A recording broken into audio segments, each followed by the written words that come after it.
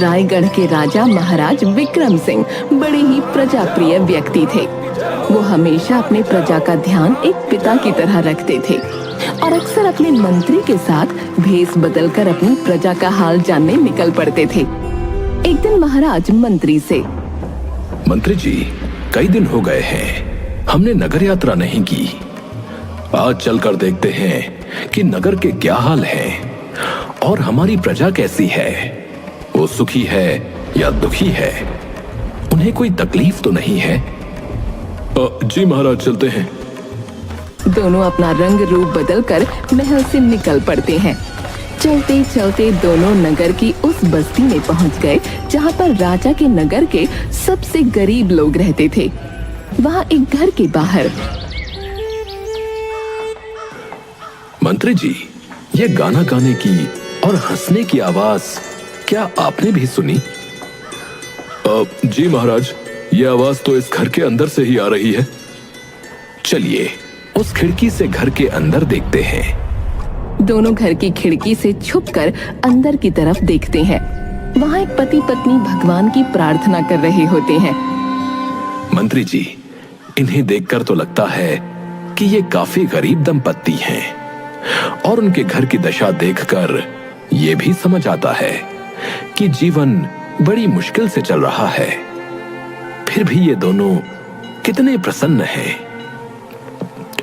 बिल्कुल सत्य कह रहे हैं महाराज, मैं भी यही सोच रहा हूं। भला इन्हें किस चीज की प्रसन्नता है?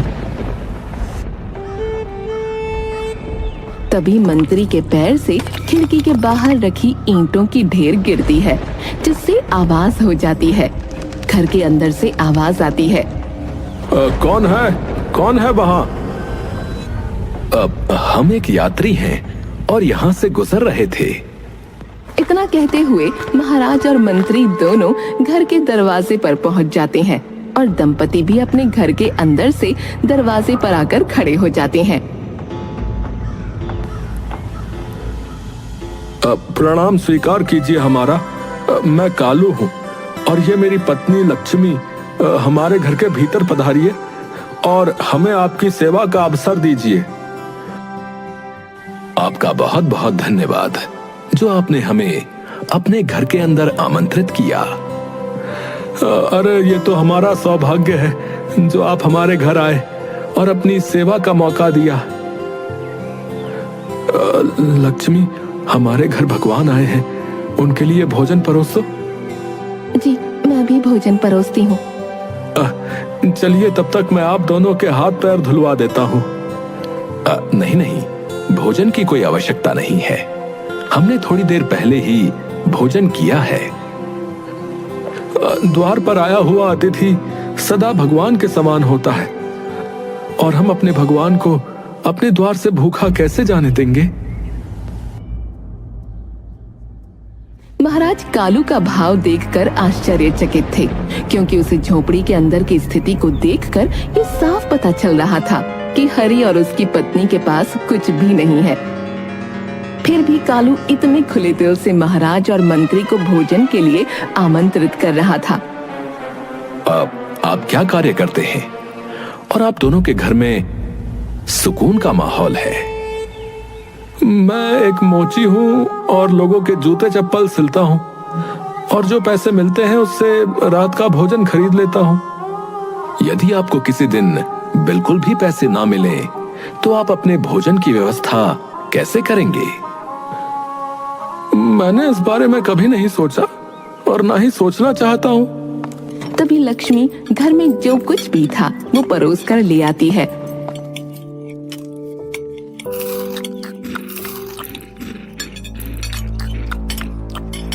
मैं ज्यादा पढ़ा लिखा तो नहीं हूँ, परंतु इतना अवश्य जानता हूँ कि यदि ईश्वर एक रास्ता बंद करता है तो कई दूसरे रास्ते हमारे लिए अवश्य खोल देता है और फिर सब कुछ वैसा ही होता है जैसा हमारे लिए सही होता है।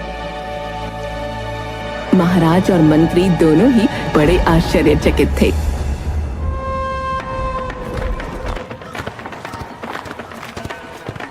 महाराज मंत्री से, मंत्री जी, मुझे इस व्यक्ति से मिलकर बड़ा अजीब लग रहा है। हाँ महाराज, मैं भी इसकी बातों को समझ नहीं पा रहा। यह व्यक्ति अवश्य झूठ बोल रहा है। इसके पास कोई छुपा हुआ धन है। धन का तो मुझे नहीं पता, परंतु उसके घर में एक अलग सा सुकून था, शांति थी, और उन दोनों के चेहरों को देखकर लग रहा था कि वो अपने जीवन से संतुष्ट हैं। जी जी महाराज, बड़ा ही अजीब व्यक्ति है ये। मैं इस व्यक्ति के ईश्वर के प्रति विश्वास की परीक्षा लेना चाहता हूं, परंतु इस बात का ध्यान रखिएगा, किसी तरह की कोई हानि नहीं होनी चाहिए। ठीक है महाराज, जैसा आपका आदेश। अगली सुबह महाराज राज्यसभा में मंत्री से, मंत्री जी, पूरे नगर में यह आदेश दे दिया जाए कि कोई भी व्यक्ति सड़क पर जूते और चप्पलों की मरम्मत नहीं कर सकता है। जो आदेश महाराज। थोड़ी देर में पूरे नगर में खबर फैल गई। ये कैसा आदेश दे दिया महाराज ने? यदि हमारे जैसे और भी लोग सड़क पर जूते और चप्पलों की मरम्मत नहीं करेंगे तो हमारा घर कैसे चलेगा? हमारी रोजी रोटी कैसे चलेगी? लक्ष्मी, धैर्य रखो और बिल्कुल भी फिक्र मत करो। हमारे जीवन में पहले भी तो समस्याएं आई हैं। क्या हमें उन समस्याओं का समाधान नहीं मिला है? बताओ। मिला है, परंतु इस बार तो ये समस्या बहुत बड़ी लगती है। बिल्कुल फिक्र मत करो, सब कुछ ठीक वैसा ही होगा जैसे सब कुछ होना चाहिए। कालू नगर में इधर उधर कुछ काम की तलाश करने लगा। तभी उसे प्यास लगी। उसने देखा कि एक आदमी चौराहे पर बैठा लोगों को मटके से पानी पिला रहा था और लोग उसे कुछ पैसे दे रहे थे। कालू उस व्यक्ति के पास जाकर, भाई, क्या मैं आपसे एक प्रश्न पूछ सकता हूँ? हाँ हाँ, जरूर पूछिए। क्या पूछना चाहते हैं आप? क्या पानी बेचकर भी पैसे कमाए जाते हैं? जरूर कमाए जाते हैं। देखिए, मैं आपके सामने जीता जागता उदाहरण हूँ।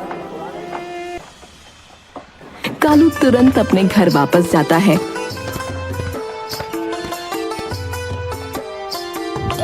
और पानी से भरा हुआ एक घड़ा और 2 लोटे लेकर दूसरे चौराहे पर बैठ जाता है।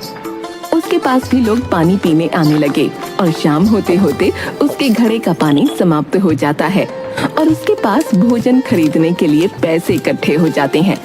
शाम को राजा और मंत्री फिर से कालू के घर आ जाते हैं। आइए मित्र, बहुत अच्छे समय पर आए हैं।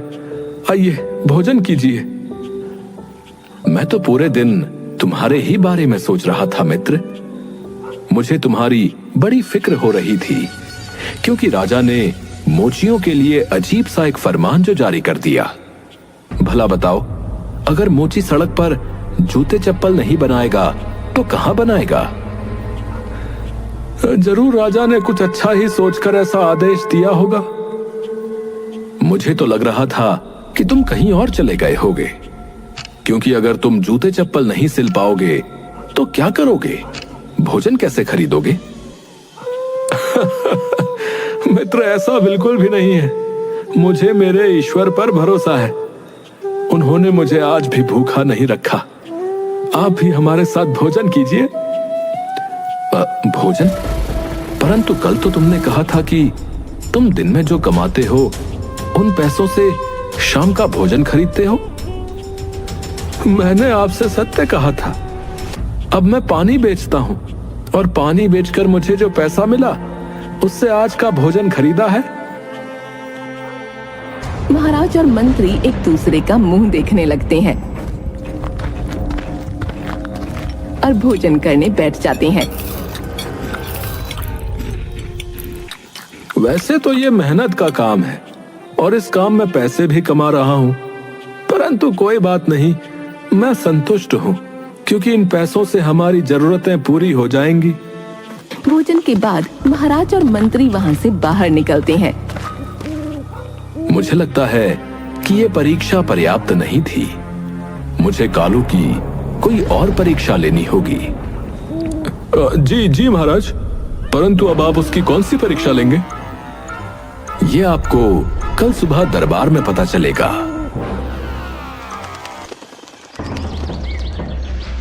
दूसरे दिन दरबार में महाराज फिर से एक नया आदेश देते हैं। मंत्री जी, नगर में आदेश जारी करवा दिया जाए कि कोई भी व्यक्ति सड़क पर या चौराहे पर बैठकर पानी नहीं बेचेगा, क्योंकि पानी बेचना उचित नहीं है। उसके लिए मूल्य लेना गलत है। जी जी महाराज, जैसी आपकी आज्ञा। थोड़ी देर में पूरे नगर में खबर फैल गई। खबर सुनकर लक्ष्मी बोली, ये तो बड़ा ही अनर्थ हो गया, अब हम क्या करेंगे? कोई बात नहीं, तुम बिल्कुल फिक्र मत करो। अब मैं जूते तो नहीं सिल सकता, पानी भी नहीं बेच सकता, तो भी कुछ ना कुछ ईश्वर ने हमारे लिए जरूर सोच रखा होगा। तभी कालू की नजर एक लकड़हारे पर गई। वो उसके पास जाता है। भाई, यदि आप मुझे मेरे प्रश्न का उत्तर दें तो बड़ी कृपा होगी। हाँ, पूछो पूछो, क्या प्रश्न पूछना चाहते हो? क्या लकड़ियां बेचकर भी पैसे कमाए जा सकते हैं? जरूर कमाए जा सकते हैं, बस तुम्हें अपने हाथों को मजबूत रखना होगा, क्योंकि लकड़ियों को तोड़ने, काटने और उन्हें उठाकर एक जगह से दूसरी जगह ले जाने में हाथों को बड़ी मेहनत करनी पड़ती है। तुम्हारे हाथों में ताकत और पीठ मजबूत होनी चाहिए। कालू वहां से चला जाता है।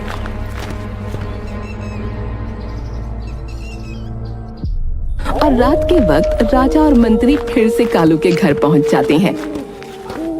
कालू, तुम कैसे हो? मैंने आज फिर से राजा का एक नया फरमान सुना और फिर से मुझे तुम्हारी फिक्र हुई। अब तुम क्या करोगे?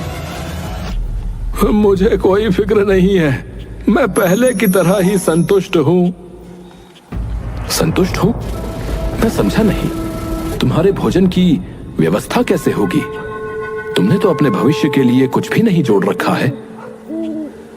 मैंने एक नया व्यवसाय शुरू किया है। नया व्यवसाय? कैसा नया व्यवसाय? मैंने लकड़ियां काटकर बेचना शुरू किया है और उसमें मुझे अच्छा पैसा मिल रहा है। काफी कुछ बदल गया है जीवन में, परंतु सब कुछ ठीक है। मैंने दिन भर लकड़ी काटकर इकट्ठा करके शाम को बाजार में बेच दिया और जो पैसा मिला उससे चावल और खाने की अन्य सामग्री ले आया। राजा को बड़ा आश्चर्य हुआ और वो बिना भोजन किए ही कालू से विदा लेकर निकल जाते हैं। महाराज मंत्री से, मंत्री जी, बड़े आश्चर्य की बात है, कालू इस परीक्षा से भी बाहर निकल गया। मुझे लगता है अब मुझे कोई और परीक्षा लेनी होगी। महाराज, अब आप उस गरीब मोची को उसके हाल पर छोड़ दीजिए। ऐसे कैसे? मुझे पता करना ही होगा, और यदि वो जो कुछ कहता है या जो कुछ हमें दिखता है बस वो सत्य है, तो ये हमारे लिए बहुत ही काम की चीज है। हमें इसके बारे में अवश्य पता होना चाहिए। अगले दिन महाराज ने एक नई घोषणा कर दी। सभी लकड़हारों को राज्य के रक्षक दल में शामिल किया जाएगा। अब कालू राजा के महल के बाहर हाथ में तलवार लेकर पहरा दे रहा था। कुछ समय बाद कालू अपने दल के प्रमुख के पास जाता है। सरकार, हमें दिहाड़ी कब मिलेगी? आपको वेतन माह के अंत में मिलेगा। यहाँ आपको रोज की दिहाड़ी नहीं मिलेगी। कालू के साथ वहाँ अन्य लकड़हारे भी थे। अरे ये तो बड़ा अनर्थ हो जाएगा। हम पूरे माह क्या करेंगे? अपने परिवार को कैसे संभालेंगे?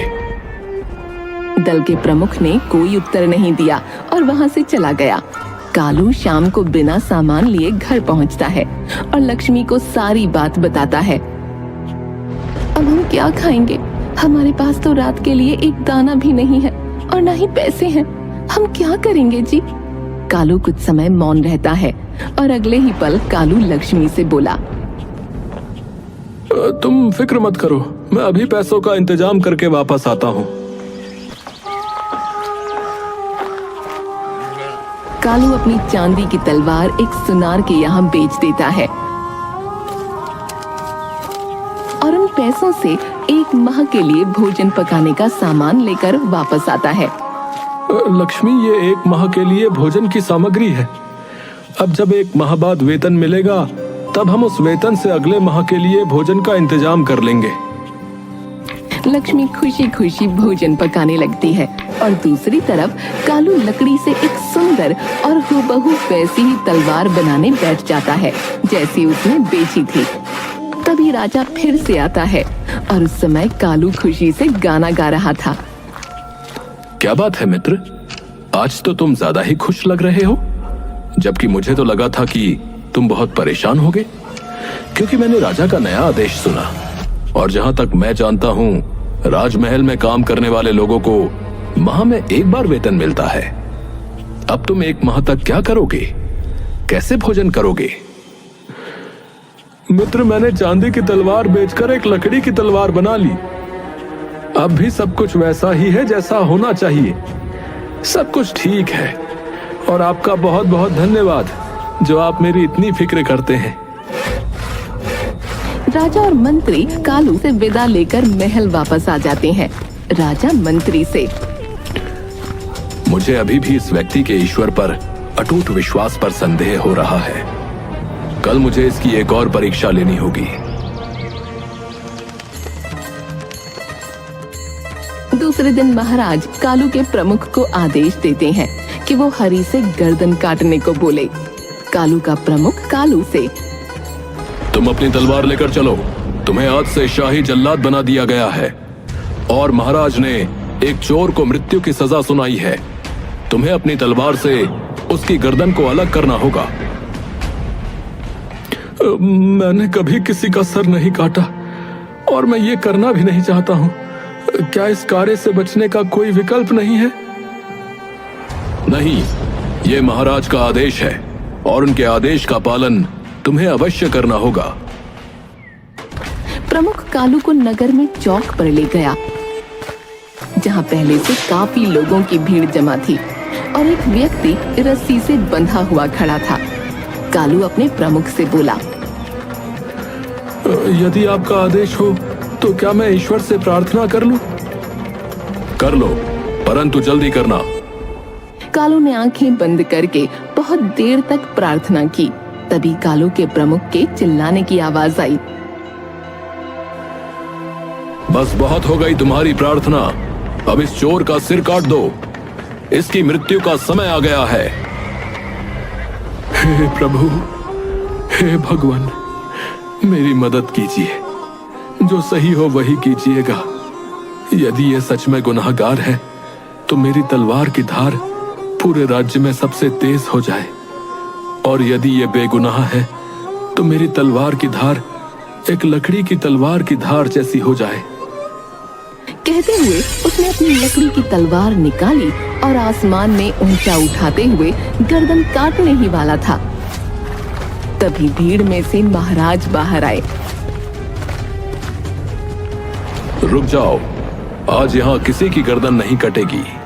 महाराज हंस रहे थे क्योंकि वहाँ सच में कोई चोर था ही नहीं। वो तो महाराज का ही एक सेवक था जिसके हाथ बांधकर वहाँ खड़ा किया गया था। कालू ने महाराज को पहचान लिया। अरे, आप तो वही यात्री हैं। मतलब आप यात्री नहीं, एक राजा हैं। और तुम एक समझदार और ईश्वर में विश्वास रखने वाले व्यक्ति हो। आज से हम तुम्हें अपना शाही सलाहकार नियुक्त करते हैं। महाराज, मैं एक गरीब मोची हूँ और वो भी पढ़ा लिखा नहीं हूँ। मैं आपको क्या सलाह दूंगा, आप मुझे सलाहकार बना रहे हैं। मैंने तुम्हारे बारे में बहुत सोचा, तुम्हारी हर तरीके से परीक्षा ली, परंतु तुम एक बुद्धिमान मोची, एक आभारी जलवाहक, एक धन्य लकड़हारे, एक विनम्र शाही रक्षक और एक ऐसे जल्लाद हो जो किसी बेगुनाह पर अपनी तलवार नहीं उठाएगा। और ऐसे इंसान की सलाह जब मुझे मिलेगी तो मुझे पूरा यकीन है कि सब कुछ बदलेगा और सही होगा। जो सही होना चाहिए वही होगा। इस तरह से कालू महाराज के द्वारा दी गई सभी परीक्षाओं को पास कर एक अच्छा सलाहकार बन जाता है। और सदा अपने ईश्वर के प्रति आस्था को बनाए रखते हुए महाराज को नेक सलाह देता है।